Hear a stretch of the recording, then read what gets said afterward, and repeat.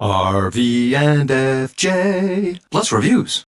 So what I need is a disconnecting drive shaft. A drive shaft that will actually disconnect so that it can be flat towed. Because if not, when the back wheels spin, it spins the drive shaft. When the drive shaft spins, it spins the transmission. When the transmission spins, it needs oil. And I believe it's an electric pump or that it runs off the motor, one or the other, I'm not really sure. And because the motor's not running or because the electricity would be off, the pump doesn't spin and the oil doesn't flow through the transmission, and eventually the transmission will seize up. Joy, I have to spend even more money on a disconnecting drive shaft. It's an hour-and-a-half drive, but it's a Friday in the summer, so it's going to take me about 2.5 to 3 hours to drive all the way to a place in Farmington, New Hampshire, which is the closest place that does the work. All they got to do is check to make sure that there's nothing wrong with the vehicle, that it's a good candidate for it. Measure the drive shaft so that the new custom drive shaft with the disconnection unit on it and a disconnection cage that fits around part of the rear end that holds it steady so that it can be clicked on and off easily. And there'll be a button that slides forward and backwards to engage or disengage the drive shaft. I'm on my way to a place called B&B RV Repair. And they do all kinds of stuff for RV stuff, including these disconnecting drive shafts so that you can tow your overlander behind your RV. This will be good because it'll be one of the first things we do for the RV since getting the RV. Well, at least loosely for the RV. Oh, I see a whole bunch of RVs and a big giant, yeah, it's got to be this place right here. Yep, B&B. Hopefully this place is good. Fingers crossed. They seem like nice guys when I talk to them on the phone.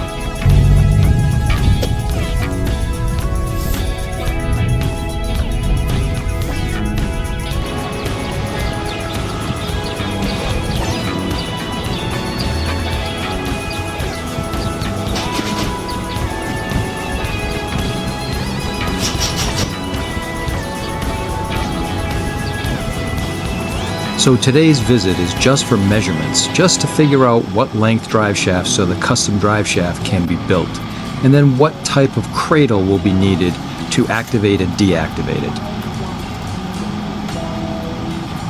I need to do a quick upgrade to the front seat. Oof, that is dirty. I got something under the seat there and a lot of dirt. All right, I gotta clean this out. But what I'm gonna do is this seat is just too low. I want to be able to add another Molle panel right there. So what's in this box?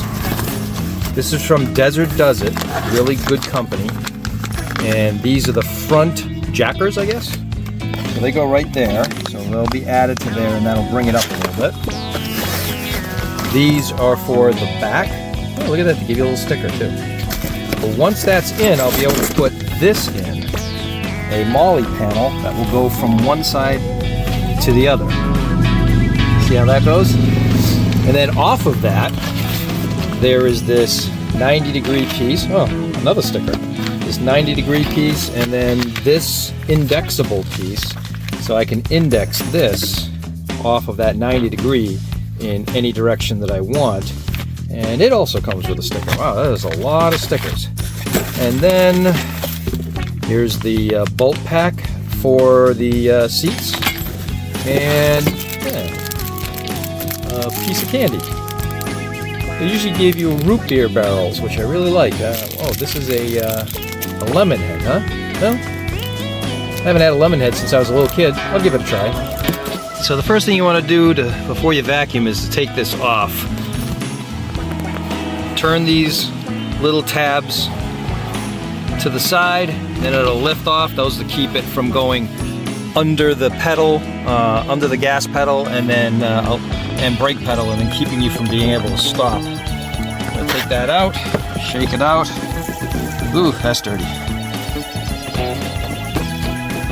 Oh God, I think I'm gonna have to beat that with a stick or something. Ugh, got it all over me. All right, now it's time for my little shop vac.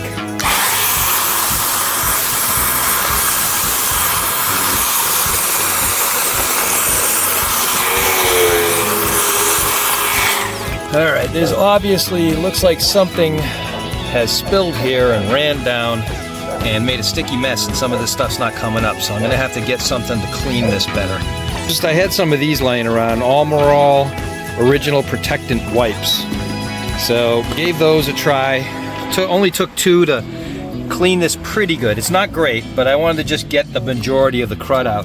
I'll clean this once I get the bolt out and clean behind it best I can. You can still see that underneath there's a whole bunch of junk down there. It's pretty dirty. So, but right here isn't horrible anymore. It's a 14 millimeter that holds these seats down. So I'm gonna loosen these up. Actually, I'm gonna take them pretty much all the way out.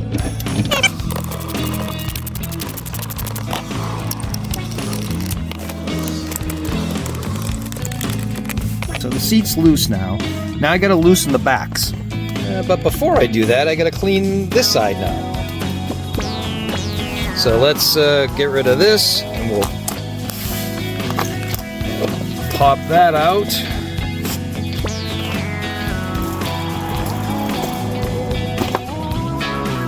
Now let's see about getting this off. All right, that's off. Now this one. There we go. Now, uh-oh. Who's been eating candy in here? Oh, that would be me. Okay, got the back seat cleaned better. It's not 100%, but enough to do the job for now. But I'm gonna go ahead and loosen these backs, assuming that they're 14s as well. And it looks like they are. Oh, I gotta use 2 hands. Oh my God, these are really tight. There we go. Get this one started.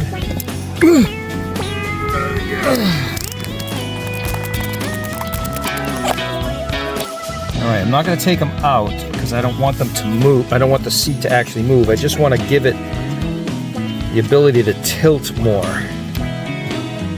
Alright. So they're still in there, but they're loose. We'll put the seat back. And now you can see there's a whole bunch of crud in here now. So start cleaning this out real quick. Pretty clean, not 100%. I should probably run the vacuum in there one more time before I put these jackers in and re-bolt it down. Got that cleaned up.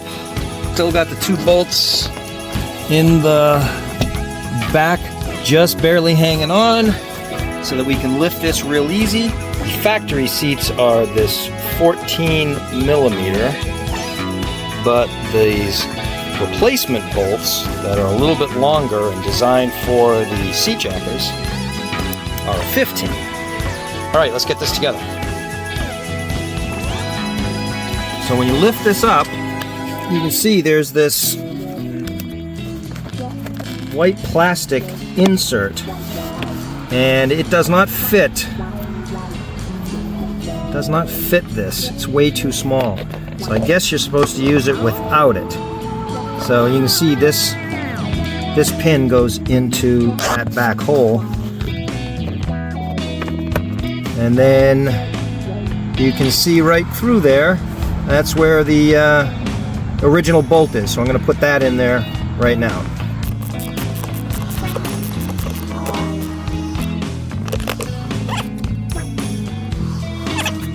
Factory bolt is now holding the adapter in place. All right, so that goes on like that. But before I put the new bolt, which would be this replacement bolt in here, I need to do the other side. So there's the second one. There's the first one that I showed you. Second one's the exact same way. It was actually a little easier once you knew how to do it. Now we're just going to get this seated. There it is. It's seated on that side. So we'll take this bolt that came with the kit to bolt the chair down with. I had to hold this up just a hair up to get this started. So now it's started, and I'm just going to get it about halfway, and then I'm going to put the one in here. So here's the second one. This one lined up. Once the other one was lined up, this one lined up real well, so just got to get it about halfway. But I just realized I'm not going to tighten this down yet because I need this slack that's in here to lift up the back of the seat. So we're going to need this and these to put here. So let's finish taking these out. There's one. There's two. So now we're gonna lift that up. I'm just gonna clean underneath there because it's kind of gunky under there since I have the opportunity. Now I'm gonna put this stack so you can, it's adjustable, it's a stack. I wish they locked together, but I guess you can't have everything. And then this bolt goes through it and into that hole. Problem is, this is a different bolt size than the ones in the front. The fronts are 15, this is a 14. Isn't that weird? Put this stack, you see that? This is what I gotta do. I gotta go through the factory hole and then through these mega-sized washers into the factory hole to tighten up. So I'm gonna have to, it's definitely a two-handed job, so I'm gonna have to put the camera, wait a minute. Can I get this going? Is it actually going? Hey, it's actually going. Yeah, it's definitely going in. All right, so that's one side. I don't want to tighten it too much because I still got to lift up to get the other side in. Get this stack in there. Get this all the way through. And get it started. All right, it's started. All right, so let's tighten this. Now I may find that this is too high and I may want to lower it in the back though. So I'll try, and it comes with a shorter bolt. I'll save that shorter bolt. Well, not much tightening since it was so high. All right, I gotta tighten this side now. You can see it's all wiggly. All right, we swapped the 14 for a 15. The reason I got such a big extension on it, which makes it very wobbly, but I wanted to clear the seat.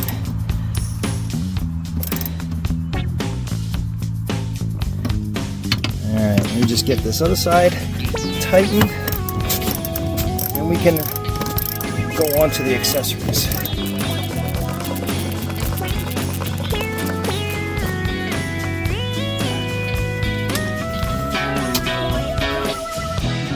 The only wiggle in the seat is from the seat itself, not from this at all. But you know, you can see how much room I got before the ceiling, so there should be no problem over here. So I'm gonna swing over here and see what it's like over in the big chair.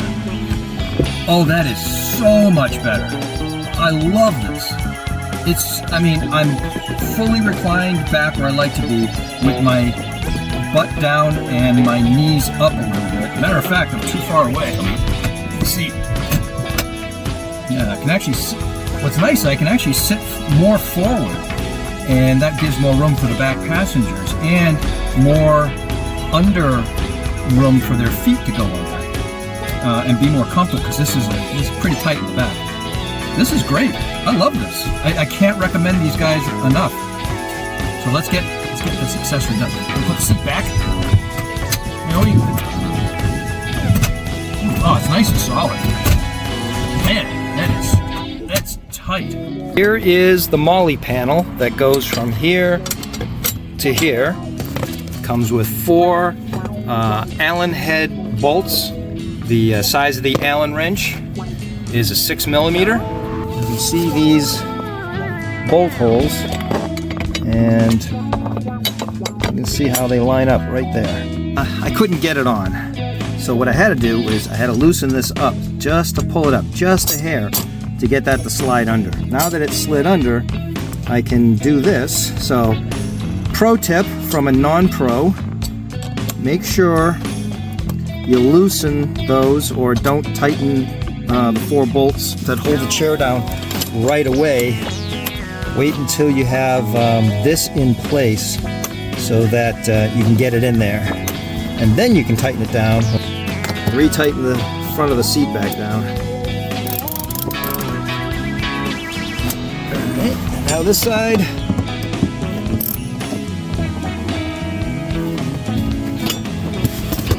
Alright, nice and strong.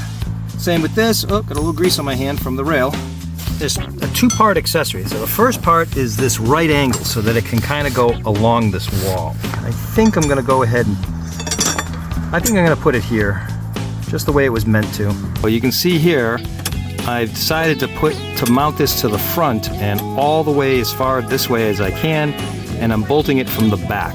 Another Allen wrench, that's what this uses. It's a 4mm Allen wrench. I decided to sit in the seat to see if it would be in the way, and it's definitely not in the way. I just don't know where it should go. Up would probably get in my way like that, so probably want to keep, I'm just going to keep it, I'm going to keep it straight. I don't know if you can see that, see how far out it sticks? But it's still not in my way when I drive. So I could either have it like this, which follows the line of my leg and it's not in my way, or I could spin it all the way out straight, and again, it's not in the way of my leg. There's the extension right there. Now it's indexable. I could raise it up like this. It can swing on these two bolts. And although this is sticking out, this is insanely rigid. It's really well done. Look at all that.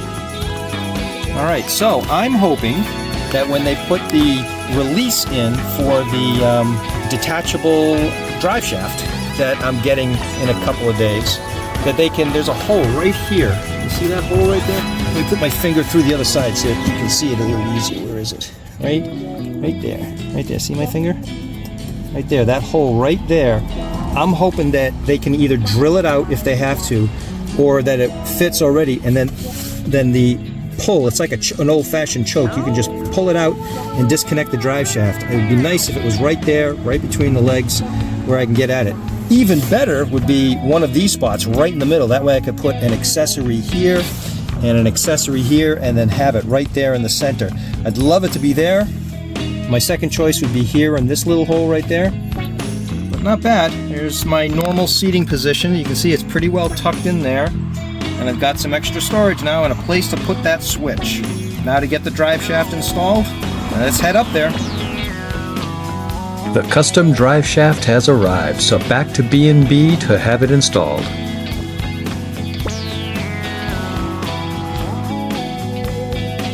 Here's their waiting room, and there goes the FJ to the bay. She's up on the lift. The guys are underneath trying to figure out how to put it in. There was a little snag. I have the E-locker, and it's a different shape than the regular rear end. So there was a little adapting, a little grinding down to get it to fit correctly.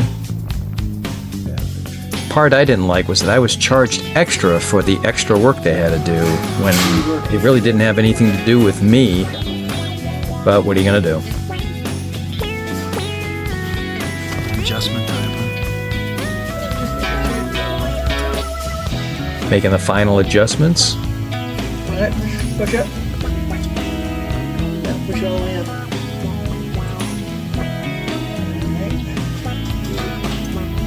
And there she is, the new Superior drive shaft and the new cradle installed and ready to go. Can't wait to tow this thing.